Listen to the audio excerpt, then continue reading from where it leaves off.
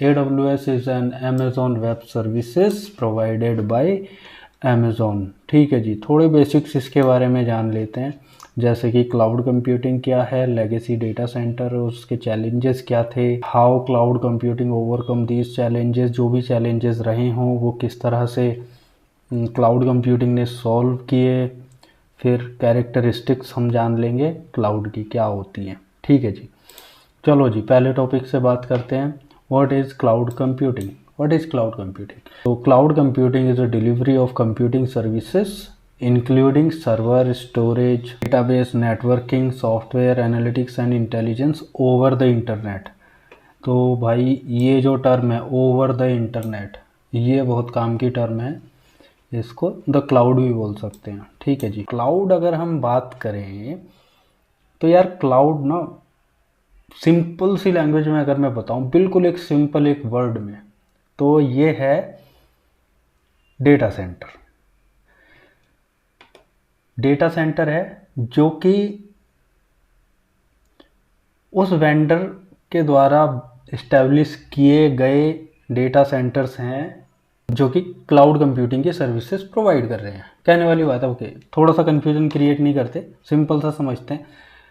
Cloud भी क्या है? क्लाउड भी एक सब्सटीट्यूट है एक डेटा सेंटर का। ठीक है, अभी हमारे पास हम लोग क्या यूज़ किया करते थे, जैसे हमारा एजेंडा भी यही है कि what is data centre? Data centre is a physical facility that houses the computing infrastructure and data of a business. किसी भी बिजनेस का डेटा और कंप्यूटिंग इंफ्रास्ट्रक्चर जहाँ पे स्टोर होता है उसको डेटा सेंटर बोलते हैं। और डेटा सेंटर बनता किन चीज़ों से है? सर्वर से, storage, database, networking devices like router, switches. क्या ये प्रोवाइड करता है? Email and file sharing, productivity applications, है ना, क्या क्या हम इस पे होस्ट कर सकते हैं, virtual desktop communication and collaboration services. Basically क्या है, ये मान लो ये एक डेटा सेंटर है इतना बड़ा। ठीक है, अब इस डेटा सेंटर में ये सर्वर्स हैं, स्विच हो गया, है ना, ये अपने स्टोरेज डिवाइसेस हो गए। डिफरेंस की इसमें इतना है कि ये जो डेटा सेंटर्स हैं जिनको हम ऑन प्रेमाइसेस डेटा सेंटर बोलते हैं, वो किसी ना किसी ऑर्गेनाइजेशन द्वारा खुद से सेटअप किए हुए होते हैं। जैसे मान लो मेटा की बात करें जो कि पहले फेसबुक था, तो मेटा का खुद का डेटा सेंटर है, वो उसने खुद ही बिल्ड किया है ना, और उसमें यही सारी चीज़ें हैं, सर्वर हैं, स्टोरेज हैं, अलग अलग सर्विसेज रन करने के लिए। क्लाउड में क्या डिफरेंस है? क्लाउड क्लाउड भी डेटा सेंटर ही है ना, जैसे अभी हमने वो कलेक्शन ऑफ डेटा सेंटर्स है। ठीक है, चलो एक बार पेंट पे हम लोग ये समझ लेते हैं। ये मान लो ये ऑन प्रेमाइसेस डेटा सेंटर हो गया। अभी इसमें ना एक छोटा सा डिफरेंस देख लेंगे कि ये डिफरेंट कैसे है ना। ये मान लो डेटा सेंटर, एक रफ डायग्राम बना लेते हैं, राउटर हो गया मान लो, है ना, और ये हमारा यहाँ पे कोई बाहर यूज़र है, हाँ, किसी इंटरनेट के थ्रू इसको यहाँ से कनेक्टिविटी मिलती है और ये इन सर्वर्स को एक्सेस कर पाते हैं। अब देखो बेसिक डिफरेंस समझो, सेम यही चीज़ अगर मैं बिल्कुल इसी को रेप्लिकेट करूं, ये समझ लो ये हमारा क्लाउड वाला डेटा सेंटर है ना, जो कि AWS के थ्रू है। मान लो AWS ने ये एक डेटा सेंटर बनाया हुआ है, इसके भी यहाँ पे ये सर्वर हैं, क्योंकि सर्वर तो होंगे और स्टोरेजेस भी होंगे, है ना।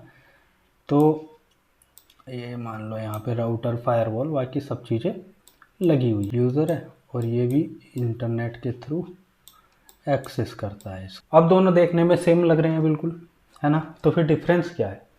ये तो किसी एक स्पेसिफिक ऑर्गेनाइजेशन के थ्रू मैनेज किया जाता है, ठीक है, जिसका भी ये डेटा सेंटर है। और ये किसके थ्रू मैनेज किया जाता है? ये मैनेज किया जाता है AWS के।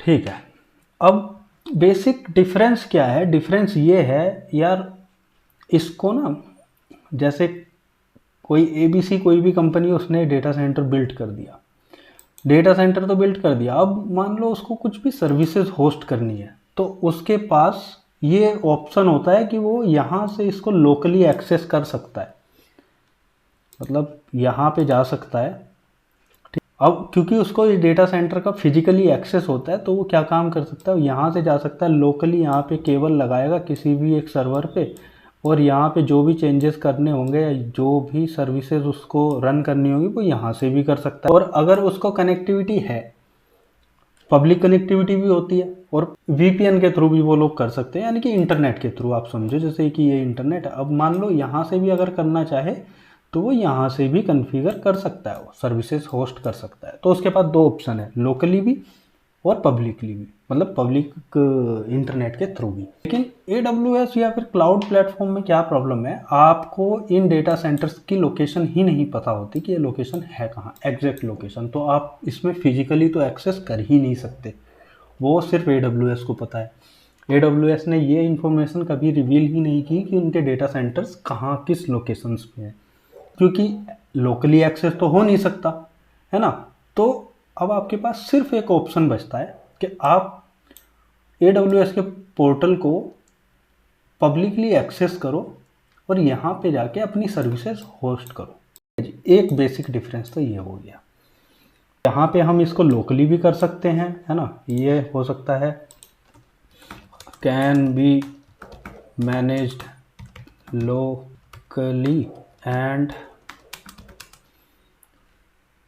Via internet. बट यहाँ पे क्या पंगा है, यहाँ पे आप internet connectivity is must to host the services on cloud, क्योंकि हमें लोकेशन ही नहीं पता ना कहाँ पे है, तो हम लोकली तो एक्सेस कर ही नहीं पाएंगे। तो ये हो गया एक रीज़न, ये एक बेसिक डिफरेंस है डेटा सेंटर ही, बट आप उसको लोकली एक्सेस नहीं कर सकते, सिर्फ इंटरनेट के थ्रू ही एक्सेस कर सकते हैं। इसीलिए डेफिनेशन में सीधा सीधा ये लिखा हुआ है, तभी मैंने बोला था ओवर द इंटरनेट। तो cloud computing is a delivery of computing services including server, storages भी हैं, डेटाबेसेस भी हैं, नेटवर्किंग डिवाइसेस भी हैं। बेसिक डिफरेंस ये है, आप जो होस्ट करेंगे सर्विस वो वाया इंटरनेट ही कर पाएंगे, क्योंकि आपको लोकेशन नहीं पता, और लोकेशन पता भी होगी तो आपको डेटा सेंटर का एक्सेस होगा ही नहीं। अब AWS क्या है, AWS है collection of data centres. Think that AWS infra as a collection of big data centres, ठीक है, which has everything available like compute, power, storage and networking devices all over the globe. अब क्या है, पूरे दुनिया में AWS ने अपने डेटा सेंटर्स ऑलरेडी बना के इस्टेब्लिश कर दिए हैं जी, जिनको रीजन और अवेलेबिलिटी जोन में डिवाइड किया हुआ है, जो कि हम आगे पढ़ेंगे। और एडमिन जो भी रहेगा उसको इंटरनेट एक्सेस ज़रूरी है, क्योंकि हमें इनकी लोकेशन तो पता नहीं है। तो हमें एडमिन भी क्या काम करेगा, इंटरनेट के थ्रू जाएगा, और इंटरनेट के थ्रू ही यहाँ पे डैशबोर्ड लॉगिन करके यहीं पे सर्विसेज होस्ट कर पाएगा। और सेम उसी तरह से जो भी यूज़र्स हैं जिनको वो सर्विसेज एक्सेस करनी है, वो भी इंटरनेट के थ्रू ही कर पाएंगे। और क्योंकि सारे अब AWS infra is a collection of data centres, तो वो सारे डेटा सेंटर्स आपस में कनेक्टेड है। यहाँ पे सिर्फ मैंने ये 2 डेटा सेंटर दिखाए हैं, लेकिन बहुत सारे डेटा सेंटर्स हैं, हर रीजन में अवेलेबल हैं, और उन रीजन में भी हाई अवेलेबिलिटी के लिए 2-2, 3-3 डेटा सेंटर्स एक अवेलेबिलिटी जोन में है। अब legacy data centre versus cloud. अगला क्वेश्चन आपके मन में ये आना चाहिए यार, कि जब हमारे पास डेटा सेंटर्स वाली फैसिलिटी थी, है ना, जब हम लेगेसी डेटा सेंटर बोलते हैं उनको, या ऑन प्रमाइसेस डेटा सेंटर, यहाँ पे ऑन प्रमाइसेस भी लिखा हुआ है, जब हमारे pass on premises data centres की फैसिलिटी थी, तो यार फिर हमें ज़रूरत क्यों पड़ी कि हम मतलब क्लाउड पे जाएं, अपनी सर्विसेज होस्ट करें। क्लाउड ने इतना इजी कर दिया कि लेगेसी डेटा सेंटर्स महंगे और थोड़े कॉम्प्लिकेटेड लगने लगे। ठीक है, काम हमारा बढ़िया चल रहा था लेगेसी डेटा सेंटर से, लेकिन क्लाउड से जब से आया है तो उसने इतना इजी सब कुछ कर दिया है कि ये लेगेसी डेटा सेंटर हार्ड लगने लगा, बड़ा कॉम्प्लिकेटेड लगने लगा। लेगेसी में 2 चीज़ें आती हैं, कैपेक्स एंड ओपेक्स। सबसे पहली चीज़ आती है कॉस्ट। अब कॉस्ट कितने तरीके की होती है, कॉस्ट होती है भाई 2 तरीके की, ठीक है। एक होता है कैपिटल एक्सपेंडिचर और एक होता है ऑपरेशनल एक्सपेंडिचर। कैपिटल एक्सपेंडिचर उसको बोलते हैं जो किसी भी चीज़ को डेवलप करने के लिए स्टार्टिंग फेज में जो हमारी कॉस्ट आती है, किसी भी चीज़ को डेवलप करने में जो भी कॉस्ट आती है उसको बोलते हैं कैपिटल एक्सपेंडिचर। अगर कोई भी कंपनी अपना डेटा सेंटर अगर बिल्ड करेगी, ठीक है, ये मान लो उसको डेटा सेंटर बिल्ड करना है, ठीक है, तो ये कहीं पे होगा, कोई लैंड होगी वहाँ पे जो उसको एक्वायर करनी पड़ेगी या उसको रेंट पे लेना पड़ेगा। एक तो इसकी कॉस्ट हो जाएगी, ठीक है। फिर यहाँ पे अपने सर्वर्स उसको ख़रीदने पड़ेंगे अपनी सर्विसेज के अकॉर्डिंग। फिर उसको अपने मान लो डेटाबेस स्टोरेजेस खरीदने पड़ेंगे। फिर इनकी केबलिंग वगैरह करनी पड़ेगी, है ना, ये अपना केबलिंग भी होनी है, कनेक्ट होंगे आपस में तभी तो काम चलेगा ना। फिर इनको नेटवर्किंग डिवाइसेस भी चाहिए अब, क्योंकि इनको बाहर का एक्सेस तो चाहिए ना, नेटवर्किंग डिवाइसेस, राउटर चाहिए। फिर सिक्योरिटी के लिए फायरवॉल चाहिए, है ना, ये फायरवॉल हो गई। और ये मान लो यहाँ पे आके कनेक्ट हो जाता है इंटरनेट से। तो ये सारा जो बिल्ड करने में जो टाइम लगा और जो पैसा लगा उसको बोलते हैं कैपिटल एक्सपेंडिचर। अब ऑपरेशनल एक्सपेंडिचर क्या होता है? ऑपरेशनल एक्सपेंडिचर ये होता है, मान लो सर्विसेज अब आपकी चलने लगी, लेकिन ये सर्वर किसी दिन मान लो किसी वजह से डाउन हो गया। अब इसको वापस प्रोडक्शन में लाने के लिए ये सर्वर में ही कुछ प्रॉब्लम होगी, तो फिर ये सर्वर ही बदलना पड़ेगा, है ना। वो इंस्टॉलेशन में सारा टाइम जाएगा और जो नया सर्वर लगाएंगे उसकी भी कॉस्ट जाएगी, है ना, ये सारी चीज़ें। फिर जो सर्विसेज होस्ट करनी है, वापस रेप्लिकास बना के उस पर डालनी है, तो ये सारी चीज़ें हो जाएंगी। फिर टाइम टू टाइम इन सर्वर्स को मेंटेन भी करना है, इनकी पैचिंग, अपग्रेडिंग और ये सारी चीज़ें करनी होती हैं। फिर जो यहाँ पे एसी वगैरह लगे हुए हैं कूलिंग के लिए, क्योंकि ये बहुत ज़्यादा हीट भी प्रोड्यूस करती हैं, है ना, तो उन सबको करने के लिए एसी भी चाहिए। और एसी चलाने के लिए इलेक्ट्रिसिटी भी चाहिए, लेकिन इलेक्ट्रिसिटी आप सिर्फ ऑन ग्रिड इलेक्ट्रिसिटी पर रिलाई नहीं कर सकते, आपको पावर जनरेटर भी चाहिए। तो ये सब आती है ऑपरेशनल कॉस्ट में। फिर इन सबको मैनेज करने के लिए यहाँ पे हमें बंदे भी चाहिए कि भाई अगर ये डाउन हो जाए तो हमें इसका सर्वर का स्पेशलाइज्ड बंदा चाहिए, है ना। फिर यहाँ पे मान लो फायरवॉल में कुछ इशू आ जाए तो फायरवॉल का स्पेशलाइज्ड हमारे पास एम्प्लॉय होना चाहिए। फिर जब राउटर में कुछ हो तो राउटिंग स्विचिंग वाला कोई बंदा चाहिए, है ना। तो इतने सारे ऑपरेशनल कॉस्ट्स हैं। अब क्लाउड सॉल्यूशन बोलता क्या है? AWS क्या बोलता है? AWS बोलता है कि भाई मैंने डेटा सेंटर्स पहले से ही बिल्ड करके रख रखे हैं, ये जो जितना भी आपका कैपिटल एक्सपेंडिचर है वो मैं मैनेज कर रहा हूँ, क्योंकि मैंने बनाया है, मैंने बिल्ड किया है, तो मैंने पैसा लगाया, मैंने इन्वेस्ट किया है, आपको इसका कुछ नहीं देना, ठीक है जी। क्यों नहीं देंगे? डेटा सेंटर AWS बना रहा है, वो अपना पैसा लगाए। फिर जो अंडरलाइंग जितने भी सर्वर्स हैं, मान लो सर्वर हैं, डिवाइसेस हैं, केबलिंग है, और तुम्हारा जितने भी राउटर, स्विचेस, कनेक्टिविटी टाइप और पैचिंग, अपग्रेडिंग, ये सारी चीज़ें कौन मैनेज करेगा? AWS करेगा, जो कि ऑपरेशनल कॉस्ट हुआ करती थी। और जो कॉस्ट कस्टमर को देनी है, मान लो कोई भी अगर कस्टमर यहाँ पे सर्विसेज होस्ट करता है AWS पे, तो उसको सिर्फ उतनी ही बिलिंग उसको देनी पड़ेगी जितनी सर्विसेज उसने यूज़ की है, ठीक है। तो मतलब कॉस्ट यहाँ पे बहुत कम हो जाती है, ठीक है भाई। तो सबसे बड़ा फैक्टर तो मतलब कॉस्ट का ही समझो, है ना। देखो यहाँ पे लोकेशन लिखा हुआ है, ठीक है, अपनी लोकेशन पे है। यहाँ पे प्रोवाइडर सर्वर होते हैं, प्रोवाइडर सर्वर यानी कि AWS के सर्वर हो गए मान लो, ठीक है। एक्सेसिबिलिटी दोनों जगह वेरी हाई है, दोनों यूज़ केस। अगर आप अपने डेटा को बहुत ही हाईली कॉन्फिडेंशियल रखना चाहते हैं तब आप अपना डेटा सेंटर यूज़ करें। अगर आपको मतलब ऑन डिमांड डायनामिक वर्कलोड है आपका, मतलब आपको ये नहीं पता कि आपका वर्कलोड कितना बढ़ेगा, कितना घटेगा, कितने सर्वर्स की आपको ज़रूरत है ना, तो उसके लिए आप क्लाउड पे जा सकते हैं। टेक्निकल इंटरवेंशन यानी कि आपको ये जो सर्वर्स हैं ये मैनेज अगर करने हैं अपने डेटा सेंटर में, तो ये बहुत हाई है, क्योंकि आपको हर वेंडर के सर्वर का या हर डिवाइस का स्पेशलिस्ट आपको रखना पड़ेगा उसके मैनेजमेंट के लिए। तो यहाँ पे टेक्निकल इंटरवेंशन बहुत हाई है, लेकिन क्लाउड में बहुत लो है एज अ कस्टमर। हाँ, अमेज़ॉन को ज़रूरत है, अपने स्पेशलाइज्ड जितने भी इंजीनियर हैं वो खुद रखते हैं, लेकिन एज अ कस्टमर आपको ज़रूरत नहीं है, इतना ज़्यादा ज़रूरत नहीं है। अप फ्रंट कॉस्ट यानी कि अभी हमने देखा कि वो जो कैपेक्स वाली बात है अप फ्रंट कॉस्ट बोलते हैं, एक्सट्रीमली हाई, क्योंकि आपको ही सारी सर्वर्स खरीदने हैं किसी भी कंपनी को अगर अपना डेटा सेंटर बिल्ड करना है तो। Control and customise organisation have A to Z control over everything.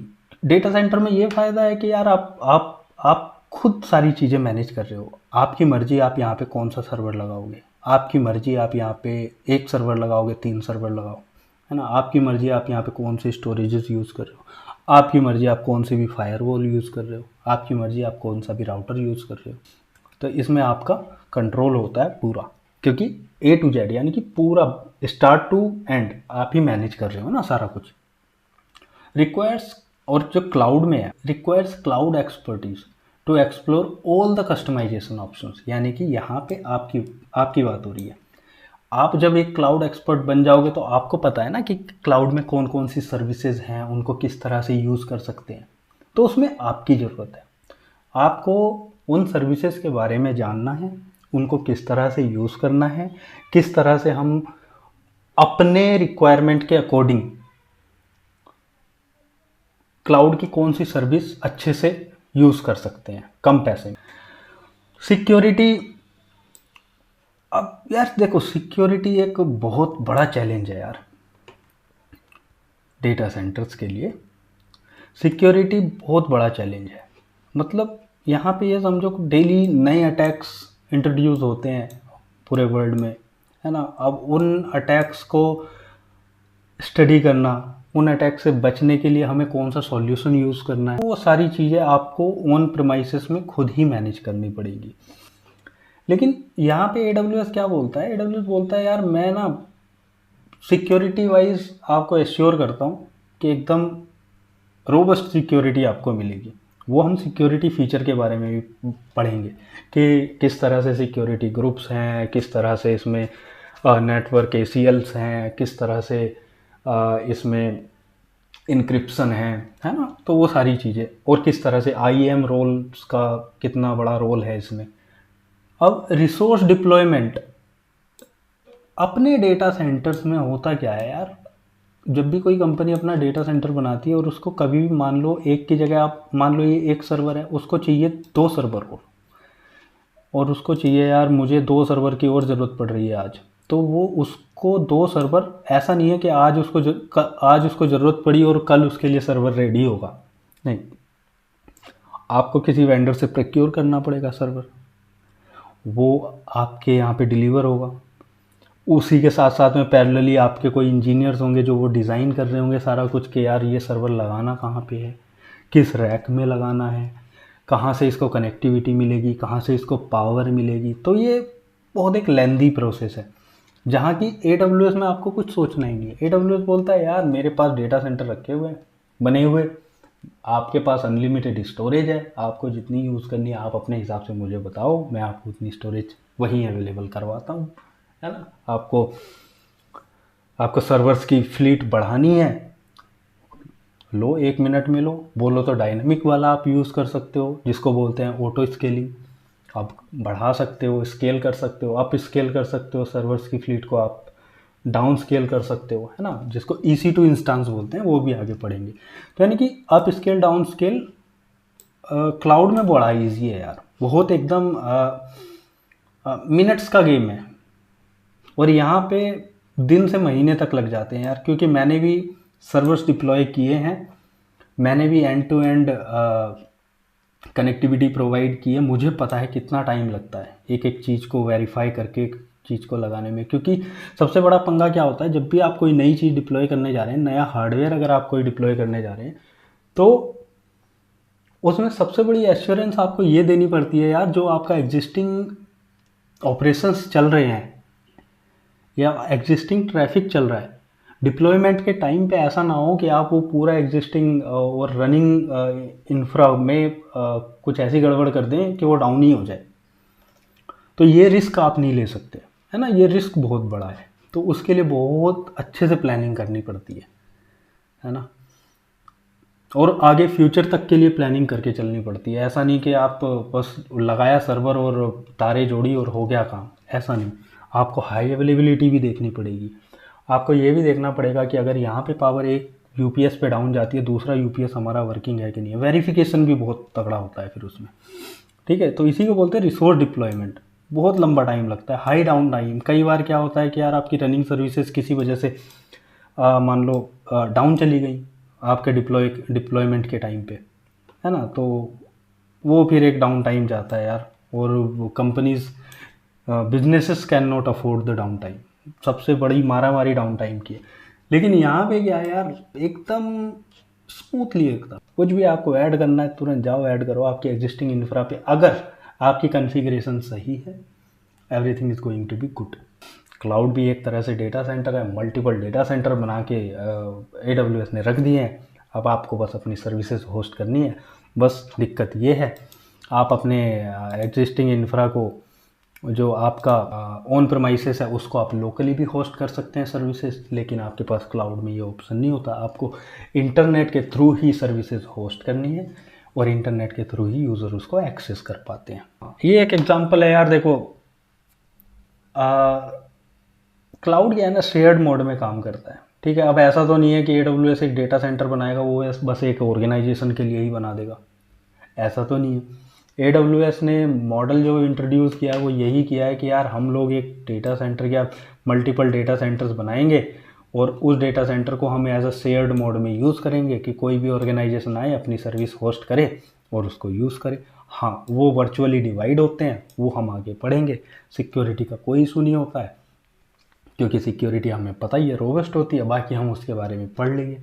तो ये जो दिखाया हुआ है ये शेयर्ड मोड के थ्रू, मतलब शेयर्ड मोड में जो क्लाउड यूज़ करते हैं उसके लिए दिखाया हुआ है कि एक ऑर्गेनाइजेशन 1 है, ऑर्गेनाइजेशन नंबर 2 है ना जी, और इंडिविजुअल भी अपनी छोटे छोटे वेबसाइट मान लो अगर होस्ट करना चाहते हैं वो भी उसी क्लाउड पे होस्ट कर पाएंगे। तो इंडिविजुअल के लिए भी बहुत अच्छा है। जैसे मान लो मैं अपनी ही कोई एक वेबसाइट बनाना चाहूँ, तो अब मुझे ज़्यादा इधर उधर भागने की ज़रूरत नहीं, मैं जाऊँगा AWS पे अपना अकाउंट बनाऊँगा, अपना अकाउंट बना के अपनी सर्विसेज के अकॉर्डिंग अपनी जो भी मुझे सर्विसेज होस्ट करनी है उसके अकॉर्डिंग इंस्टांसेस चूज़ करूँगा और अपने अकॉर्डिंग अपनी रिक्वायरमेंट के अकॉर्डिंग, इसको बोलते हैं EC2 इलास्टिक कंप्यूट क्लाउड, वहाँ पे सर्विसेज होस्ट करूँगा और मैं उसको पब्लिक कर दूँगा, भाई पब्लिकली कोई भी आके एक्सेस करे उसको, है ना। तो इंडिविजुअल के लिए भी बहुत आसान हो गया, ऑर्गेनाइजेशन के लिए भी बहुत आसान हो गया। तो क्योंकि इतनी सारी चीज़ें आसान कर दी हैं, इंडिविजुअल भी और ऑर्गेनाइजेशन भी वो मूव कर रहे हैं क्लाउड की तरफ। की कैरेक्टरिस्टिक्स एक बार देख लेते हैं कि भाई क्लाउड, हम क्लाउड बोल तो रहे हैं, तो ऐसा भी है क्या यार कि मैं मान लो मैं भी अपने 4-5 डेटा सेंटर बना लेता हूँ, है ना, पूरे ऑल ओवर वर्ल्ड, और मैं बोलता हूँ कि भैया मैं भी क्लाउड प्रोवाइडर हूँ। क्या मैं ऐसा बोल सकता हूँ? मैं बोल सकता हूँ, लेकिन मैं तभी बोल सकता हूँ अगर मैं ये सारी रिक्वायरमेंट मीट कर रहा हूँ। तो ये इनका मतलब क्या है? On demand. यानी कि ऑन डिमांड होता है यार इस तरह से, जैसे आज मैं एज अ यूज़र कोई सर्विस होस्ट करने जा रहा हूँ AWS पे, आज मैं कर देता हूँ एक सर्वर, ठीक है जी, होस्ट कर दिया मैंने, लेकिन मुझे कल याद आया, कल पता चला कि यार मैं 1 महीने बाद मुझे ऐसा लगा कि यार मेरी सर्विसेज ना ज़्यादा लोग एक्सेस कर रहे हैं और मेरा इसका CPU हाई जा रहा है, ये सर्वर मेरा एक्सेस नहीं कर पा रहा। तो मैं क्या काम करूँगा, मैं सर्वर्स की कैपेबिलिटी बढ़ाने के लिए और सर्वर्स बढ़ा लूँगा। जब मुझे रिक्वायरमेंट नहीं पता, मुझे एक्चुअली में ये नहीं पता कि मेरी जो वेबसाइट है वो कितनी पॉपुलर होने वाली है, उस पर कितना ट्रैफिक आने वाला है, तो मेरे पास ये फ्लेक्सिबिलिटी है कि मैं कभी भी अपनी सर्विसेज को अप स्केल डाउन स्केल कर सकता हूँ। ऑन डिमांड है सारी चीज़ें कि भैया आज डिमांड है मेरी, मान लो बस मेरा आज ऑफिस 9 to 5 चलेगा बिजनेस वर्किंग डे में, तो मैं क्या काम करूँगा, 9 to 5 चलाऊँगा अपनी सर्विसेज, मैं क्यों 24 घंटे चलाऊँ। तो ऑन डिमांड रहेगा वो। मुझे ज़रूरत है आज 10 सर्वर की, आज मुझे मान लो 10 सर्वर की ज़रूरत है, तो मैं 10 सर्वर अगर मैं यहाँ पे होस्ट कर देता हूँ तो इसको बोलते हैं ऑन डिमांड। यानी कि अगर कोई भी क्लाउड प्रोवाइडर ये बोल रहा है कि कोई भी प्रोवाइडर अगर ये बोल रहा है कि आप अपनी डिमांड के अकॉर्डिंग 1 सर्वर बनाओ या 1000 बनाओ या जितने भी बनाओ, मैं देने के लिए तैयार हूँ, या आपको इतना स्टोरेज चाहिए उतना मैं देने के लिए तैयार हूँ कभी भी कहीं भी, तब मैं बोल सकता हूँ कि वो क्लाउड प्रोवाइडर है। दूसरा पॉइंट, ब्रॉड नेटवर्क एक्सेस, यानी कि ये डेटा सेंटर्स ऐसे नहीं है कि बस एशिया में ही अवेलेबल है ना। मतलब मैं ऐसे नहीं बोल सकता कि मैंने क्या काम किया, मैंने बोला कि भाई मैं क्लाउड प्रोवाइडर हूँ लेकिन मैं जो सर्विसेज देता हूँ वो मैं बस एशिया में देता हूँ, भाई मेरी ग्लोबल प्रेजेंस है ही नहीं। तब ये क्लाउड प्रोवाइडर नहीं हुआ। क्लाउड प्रोवाइडर उसी को बोलेंगे यार जिसका एक ब्रॉड नेटवर्क एक्सेस है, यानी कि यार यूज़र उसको सर्विसेज होस्ट कर सकते हैं और कहीं से भी एक्सेस कर सकते हैं with low latency. Resource polling, यानी कि एक चीज़ ये है कि यार देखो डेटा सेंटर तो हैं अलग अलग, मान लो पूरे एशिया में मान लो डेटा सेंटर्स हैं। अब ये डेटा सेंटर्स आपस में इस तरह से कनेक्ट होने चाहिए कि रिसोर्स पोलिंग हो सके कि भाई हाई अवेलेबिलिटी के लिए। मान लो ये डेटा सेंटर ही डाउन चला गया तो कल के दिन को ऐसा ना हो कि मेरी सर्विसेज अगर इसी डेटा सेंटर्स में, इसी डेटा सेंटर या इसी अवेलेबिलिटी जोन में है, तो ऐसा ना हो ये डेटा सेंटर किसी वजह से डाउन चला जाए तो मेरी सर्विसेज यहाँ से चले। यानी कि पोलिंग हो रही है कंटिन्यू। जो सर्विसेज अभी मेरी यहाँ पे रन कर रही हैं वो स्टैंड बाई मोड पे यहाँ भी हैं। अगर ये डाउन गया तो मेरी सर्विसेज यहाँ से अवेलेबल रहेगी, यानी कि रिसोर्स पोलिंग होना ज़रूरी है। रैपिड इलास्टिसिटी, रैपिड इलास्टिसिटी होनी चाहिए। रैपिड इलास्टिसिटी यानी कि रैपिड मतलब जल्दी, इलास्टिसिटी मतलब बढ़ना और घटना, कभी भी बढ़ा लें कभी भी घटा लें बहुत जल्दी से, ठीक है जी। मेजर्ड सर्विसेज ETC, यानी कि मेरे पास यार देखो सर्विसेज तो चल रही हैं लेकिन मेरे पास इनको मॉनिटर करने के लिए कोई टूल ही नहीं है, कोई मेजर करने के लिए टूल ही नहीं है ना। तो यार मेरे पास मॉनिटरिंग भी होनी चाहिए, वरना कोई क्लाइंट कैसे अपनी सर्विसेज को मॉनिटर करेगा कि यार मेरा CPU इसका हाई है। उसको थर्ड पार्टी एप्लीकेशन थोड़ी ना हम बोलेंगे कि भाई वो थर्ड पार्टी मॉनिटरिंग टूल के थ्रू करो, वो भी होना चाहिए। और भी कुछ चीज़ें हैं बट ये जो 5 हैं ये बड़ी बेसिक्स हैं। और एक और है पे एज यू गो मॉडल, वो शायद इसमें नहीं लिखा, छठा पे एज यू गो मॉडल। मेरे पास जो मैं सर्विसेज प्रोवाइड कर रहा हूँ मैं उसी चीज़ के लिए बिल करूँ जो कि क्लाइंट ने सर्विस यूज़ की है। मैं ऐसा नहीं कि अगर क्लाइंट ने 8 घंटे सर्विस यूज़ की है और मैं उसे 24 घंटे का बिल बना के दे रहा हूँ, नहीं। मेरे पास आवरली बेसिस पे, यहाँ तक कि सेकंड्स के लिए भी बिलिंग होनी चाहिए, तभी मैं अपने आप को क्लाउड प्रोवाइडर बोल सकता हूँ। ये कैरेक्टरिस्टिक्स कि आप यार किसको क्लाउड कंप्यूटिंग प्लेटफॉर्म बोलोगे। क्लाउड कंप्यूटिंग प्लेटफॉर्म उसको बोलेंगे जो कि ऑन डिमांड हो, ब्रॉड नेटवर्क एक्सेस हो, जिसके पास रिसोर्स पोलिंग हो और जिसके पास रैपिड इलास्टिसिटी की कैपेबिलिटी हो और जो मेजर्ड सर्विसेज यानी कि मॉनिटरिंग भी करता हो और जो पे एज यू गो मॉडल पे चलता हो। बाकी अगर आपको पढ़ना है तो यार ये एक लिंक है, ये मैं डिस्क्रिप्शन में डाल देता हूँ, आप इस लिंक पे जाएंगे, इस पे बहुत अच्छे से समझाया हुआ है। आगे मिलते हैं और thank you so much for watching. And आसान भाषा में समझेंगे यार, ज़्यादा कोई लोड नहीं लेना, बड़ी सिंपल भाषा में एक बार रैप अप कर लेते हैं अगर ऐसी बात है तो। देखो यार क्लाउड कंप्यूटिंग क्या है, क्लाउड क्या है यार, क्लाउड भी डेटा सेंटर्स हैं, number of data centres provided by cloud provider, है ना। क्लाउड प्रोवाइडर बोलते किसको है, क्लाउड प्रोवाइडर उसको बोलते हैं जो ये सारी सर्विसेज दे रहा है ना जी, जो ये सारी फीचर्स मीट कर रहा है। ऑल ओवर द वर्ल्ड होने चाहिए, ऑन डिमांड होने चाहिए, ब्रॉड नेटवर्क एक्सेस होना चाहिए उसके पास, और उसके बाद रिसोर्स पोलिंग होनी चाहिए, रैपिड इलास्टिसिटी होनी चाहिए, मेजर्ड सर्विस मॉनिटरिंग होनी चाहिए और जो पे एज यू गो मॉडल उसको यूज़ करना चाहिए। और हाँ, एक मेजर डिफरेंस ये है कि आप क्लाउड को सिर्फ इंटरनेट के थ्रू ही एक्सेस कर सकते हो, चाहे आपको सर्विसेज होस्ट करनी हो या सर्विसेज एक्सेस करनी हो। होस्ट करना एडमिन का काम होता है और यूज़ करना यूज़र्स का काम होता है, एक्सेस करना। ऑन प्रेमाइसेस में आपको पता है आपका डेटा सेंटर कहाँ पे इस्टेब्लिश्ड है, तो आप लोकली भी एक्सेस कर सकते हो डेटा सेंटर और वहाँ से कोई भी सर्वर लोकली एक्सेस कर सकते हो और वहाँ पे सर्विस होस्ट कर सकते हो, या फिर आप किसी VPN के थ्रू लोकली भी आउट ऑफ बैंड मैनेजमेंट के थ्रू भी कर सकते हो, है ना, या फिर आप इंटरनेट के थ्रू भी कर सकते हो, वो भी है आपके पास ऑप्शन है अवेलेबल। लेकिन क्लाउड को आप सिर्फ इंटरनेट के थ्रू कर सकते हो, जो कि मैंने यहाँ पे अंडरलाइन भी किया। Cloud computing is a delivery of computing service including servers, storage, database, networking, software, analytics and intelligence over the internet. Over the internet होगा भाई, अगर आपके पास इंटरनेट नहीं है, you won't be able to use the cloud computing. Thank you for watching.